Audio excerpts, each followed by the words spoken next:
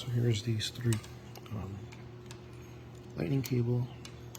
They're really nice, braided on it. It feels really heavy, like it's not cheaply made, but yeah, like really good. As you guys can see, lightning cable and USB-A.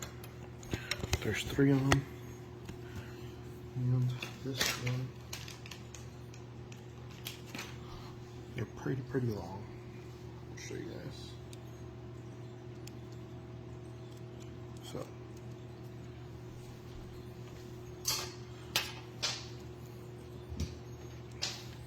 this is how long a standard cable is, the ones that come with your phone.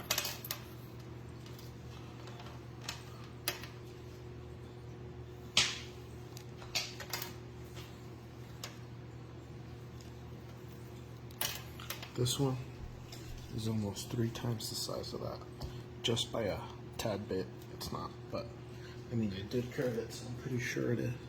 But yeah, it's super long.